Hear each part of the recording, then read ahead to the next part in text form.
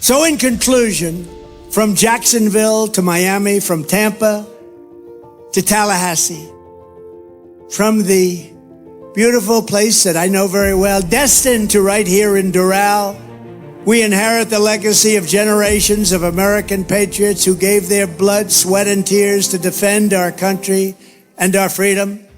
We stand on the shoulders of American heroes who crossed the ocean, settled the continent, tamed the wilderness, laid down the railroads, raised up those great, beautiful skyscrapers, won 2 world wars, and from right here in this beautiful state, launched our brave American astronauts to plant the stars and stripes on the face of the moon. Together, they made America into the single greatest nation in the history of the world.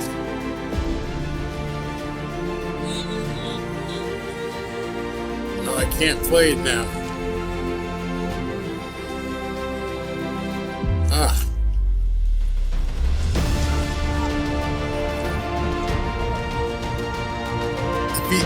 He's playing music.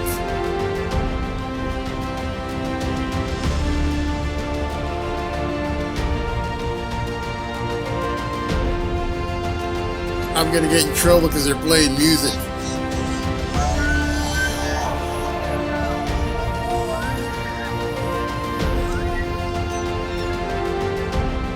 So after this is over, I'm gonna have to delete this entire portion because you're not allowed to play music from other people. What a shame. Good moment. But now we are a nation in decline. We are a failing nation. We are a nation that has the highest inflation in 50 years, where banks are collapsing and interest rates are skyrocketing. Likewise, we are a nation where energy costs have reached the highest levels in our history. We are no longer energy independent or energy dominant as we were just a few short years ago. We are a nation that is begging Venezuela and others for oil. Please, please, please help us, Joe Biden says. And yet we have more liquid gold under our feet than any other country anywhere in the world. We are a nation that just recently heard that Saudi Arabia and Russia will be reducing their oil production while at the same time substantially increasing the price. And we met that threat by announcing that we will no longer be drilling for oil in large areas of Alaska and elsewhere in our precious land. We are a nation that is considered and consumed by the radical left's Green New Deal, yet everyone knows that the Green New scam is fake and will lead only to our destruction. We are a nation whose leaders are demanding all electric cars, despite the fact that they don't go far, cost too much, and whose batteries are produced in China with materials only available in China, when an unlimited amount of gasoline is available inexpensively in the United States, but not available in China. And now we are a nation that wants to make our revered and very powerful army tanks, the best in the world, all electric, so that despite the fact that they are also not able to go far, fewer pollutants will be released into the air as we blast our way through enemy territory in an environmentally friendly way. And they also want to make our great jet fighters with a green stamp of energy savings, though losing 15% efficiency, but allowing us to keep our enemy's atmosphere clean of emissions as we viciously and unceremoniously attack them at levels never seen before. Who are these people? Who are these fools that would do this to us? Who are these people who would ruin our country? We are a nation that ended oil exploration and production in the United States, just as the price of oil reached an all-time high. What other country would do such a stupid thing, a foolish thing, and self-destruct itself just like we've done for 4 years? Can we be energy independent and even energy dominant again? Yes, oh yes, and quickly, says President Trump. Yes, oh yes, and we will do it quickly. We are a nation that surrendered in Afghanistan, leaving dead soldiers, American citizens, and $85 billion worth of the finest military equipment anywhere in the world. We left it behind. And also abandoning Bagram, one of the biggest military bases anywhere in the world, and only 1 hour away from where China makes its nuclear weapons. And we are a nation that allowed Russia, Ukraine to fight, killing hundreds of thousands of people, and it will only get worse.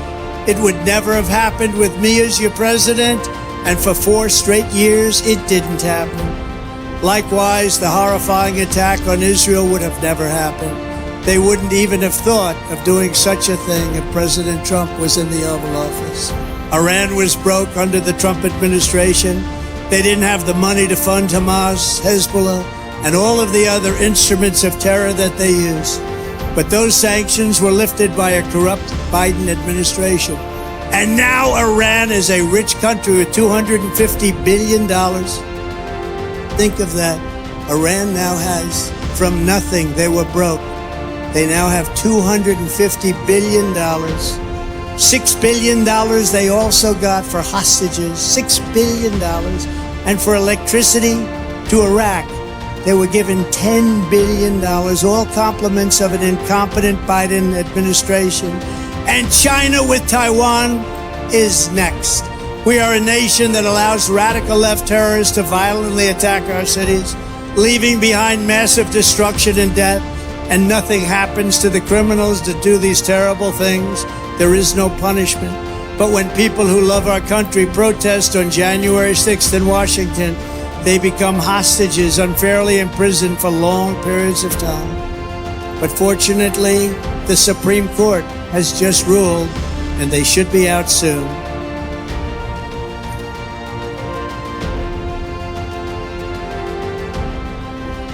We are a third world nation that has weaponized its law enforcement against the opposing political party like never seen before in our country. We've got a Federal Bureau of Investigation that won't allow bad election-changing facts to be presented to the public, and which offers $1 million to a writer of fiction about Donald Trump to lie and to say it was fact. Where Hunter Biden's laptop from hell was Russian disinformation, and the FBI knew it wasn't. But 51 intelligence agents said it was, and a Department of Justice that refuses to investigate egregious acts of voting irregularities and fraud. And we have a man who is totally corrupt, totally incompetent, and the worst president in the history of our country, who is cognitively impaired, and is a president who is not legally allowed to stand trial because he is mentally incompetent, but he is allowed to become the president of the United States again, and he is in no condition to lead, and is now in charge of dealing with Russia and China and all of these countries on possible nuclear war. He has no clue what he's doing or where he is. And next will be World War III, because he doesn't know what he's doing. And this will be a war more devastating than any of the other wars. It will be a war like no other because of the weaponry that no one wants to even think about or ever talk about. We are a nation that no longer has a free and fair press. Fake news is all you get, and they are indeed the enemy of the people.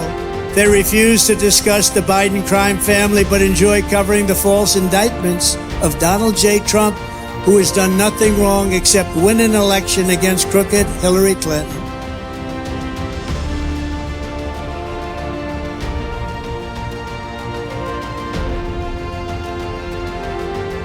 We are a nation where free speech is no longer allowed and where crime is rampant and out of control like never before. We are a nation that is allowing Iran to build a massive nuclear weapon and China to use the trillions and trillions of dollars it has taken from us to build a military to rival our own. And less than 4 years ago, we had Iran, China, Russia, North Korea, all in check. They respected us. They were afraid of us. They weren't going to do a thing against us. And everyone knows it. Now Russia and China are holding summits to carve up the rest of the world. And perhaps most importantly, we are a nation that is no longer admired, respected, or listened to on the world stage. They just aren't. We are a nation, in fact, that in many ways has become a joke. And we are a nation that is hostile to liberty, freedom, faith, and even to God. We are a nation whose economy is collapsing into a cesspool of ruin, and whose supply chain is broken, whose stores are not stocked, whose deliveries are not coming, and whose educational system is ranked at the very bottom of every single list. We are a nation that just sold a once great company, United States Steel, to Japan. We are a nation whose stock market's continued success is continued and contingent on MAGA winning the next election. If MAGA doesn't win the next election, you will have a 1929 type depression. We are a nation where large packs of sadistic criminals and thieves are allowed to go into stores and openly rob them, beat up and kill their workers and customers, and leave with armloads of goods, but with no retribution, where the authority of our great police has been taken, where their families and pensions have been threatened, and their lives would be destroyed for the mere mention of the words law enforcement. We are a nation where fentanyl and all other forms of illegal drugs are easier to get than groceries to feed our beautiful families and babies. We have become a drug-infested, crime-ridden nation which is incapable of solving even the simplest of problems.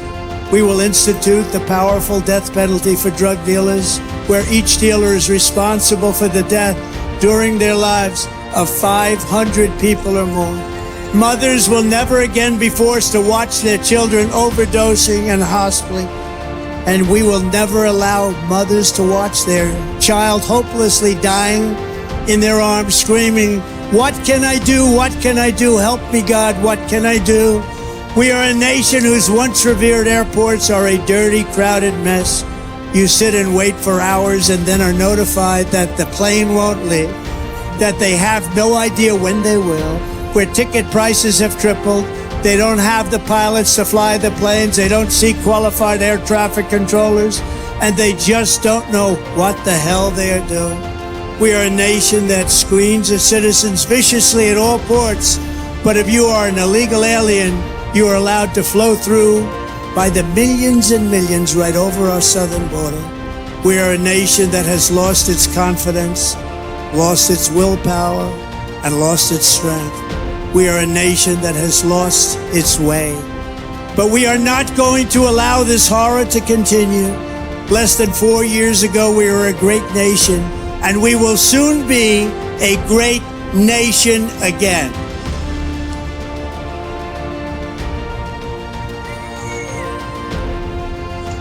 With the right leadership, every disaster Joe Biden has created can be fixed, and quickly.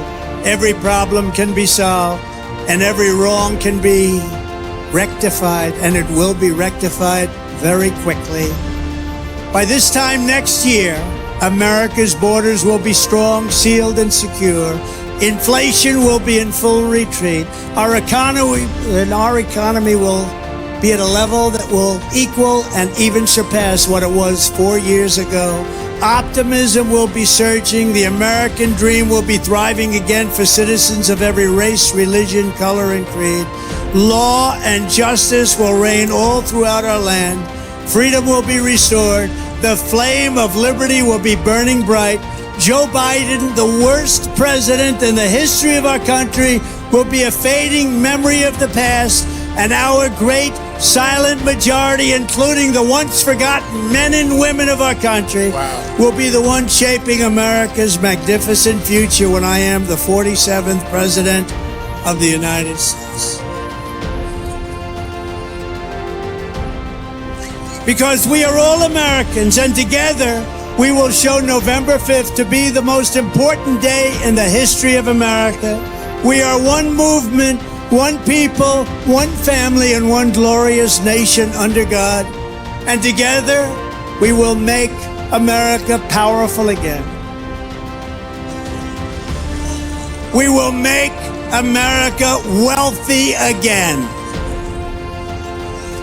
We will make America strong again. We will make America proud again. We will make America safe again. We will make America free again. And we will make America great again. Thank you, Florida. Thank you very much. Thank you, Miami.